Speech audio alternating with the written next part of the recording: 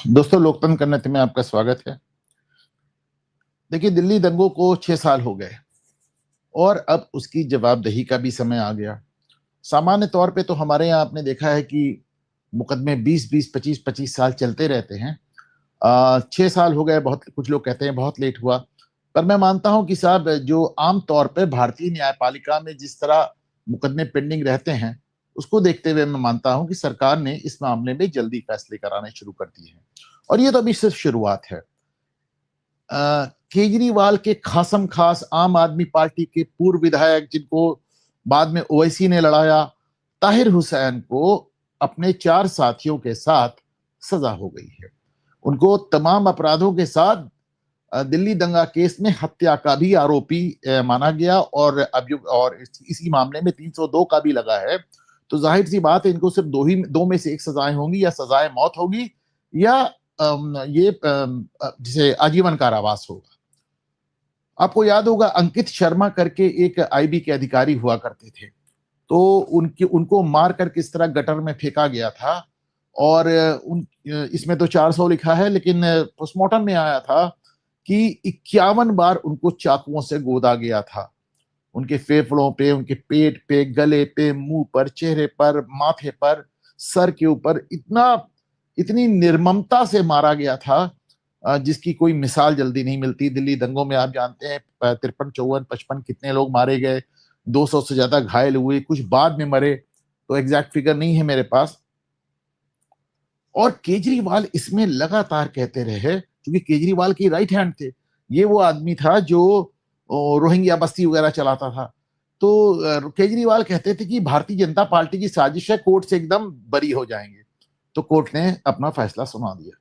केजरीवाल ऐसे, मतलब केजरीवाल मतलब कैसे, मुझे कभी कभी लगता है भारतीय राजनीति पर अभिशाप बनकर आए हैं केजरीवाल। दिल्ली में है तो आपकी लेगेसी क्या है? दिल्ली दंगा। पंजाब में आप गए तो आप क्या कर रहे हैं? खालिस्तान खड़ा कर रहे हैं। तो विचित्र आदमी है ये। तो केजरीवाल और ये अमानतुल्लाह खान, ये सब तो अपना जो उनका चल ही रहा था। संजय सिंह और जुबैर जैसे लोग भी बहुत समय से इनकी पैरवी में लगे हुए थे, लगातार की साहब वो तो निर्दोष है। अच्छा, जुबैर सभी को निर्दोष बताते हैं, ये उमर खालिद, शर्जील इमाम, खालिद सैफी, ताहिर हुसैन, मीरान हैदर, इशरत जहां, सबको। तो देखो भाई, जुबैर का भी एक बार मामला बरेली में है, और आप में से जो आदमी अगर कोई बरेली में वकालत के पेशे से संपर्क रखता हो, तो मैं उससे अपील करूंगा कि जरा पता करेंगे इनका मामला भी क्या हो रहा है। इनको तो योगी ने उठा के जेल में ठूस दिया था। वो चीफ जस्टिस ऑफ इंडिया थे चंद्रचूड़ साहब, वो जिद करके बैठ गए जब तक नहीं छूटेगा। अच्छा, उनको जमानत देते थे योगी, धारा बढ़ा देते थे, फिर जमानत देते थे, फिर धारा बढ़ा देते थे। तो चंद्रचूड़ साहब अपनी कोर्ट में बैठ गए, और चंद्रचूड़ साहब ने ऐसा फैसला किया था कि मैं बात तो ऐसा फैसला किया था जुबैर के लिए कि जिन मामलों में आगे आपके ऊपर धाराएं लगी जाएंगी, हम उसमें भी जमानत देते हैं। ये आज तक कभी हुआ नहीं कि मुकदमे के पहले ही धारा जमानत हो गई हो। बहरहाल छूट गया, तो इसको भी वापस जाना, और मुझे पूरी उम्मीद है कि इसका भी नंबर आएगा। नंबर तो अभी उमर खालिद और शर्जील इमाम का भी आना है, उस शाहरुख खान का भी आना है, तमाम लोगों का आना है।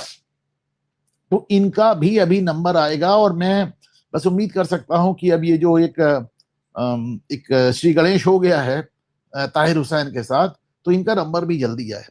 नंबर तो आना चाहिए। योगेंद्र यादव, प्रशांत भूषण का भी ऑप इंडिया कितनी बार दिखा चुका है कि इस दंगे की बाबत जो मीटिंग हुई थी, वो प्रशांत भूषण के तहखाने वाले ऑफिस में, तो फोटो दिखाया उन्होंने सीसीटीवी का, उसमें योगेंद्र यादव भी मौजूद थे।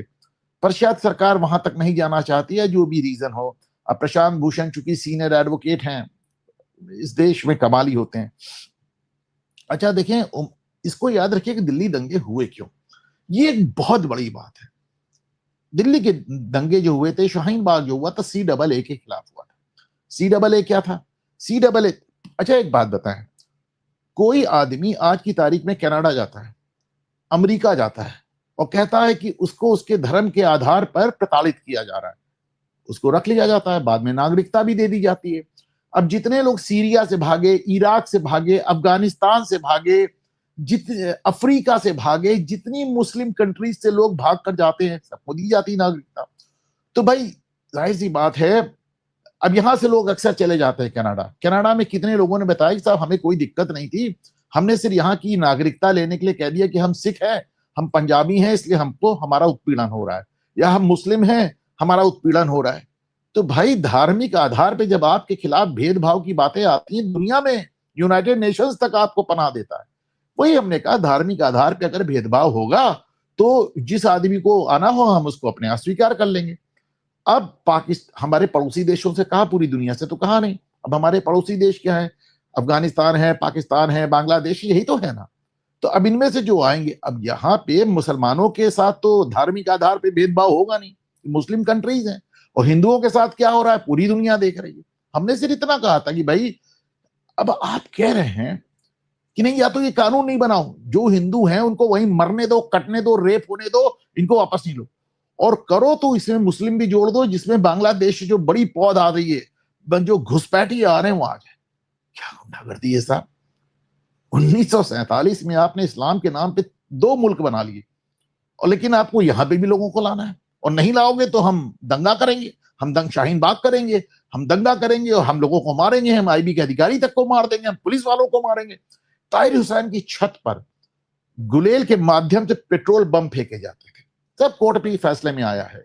मुस्लिम इलाकों को एक अलग रंग से चिन्हित कर दिया गया था कि उनके ऊपर हमला ना हो।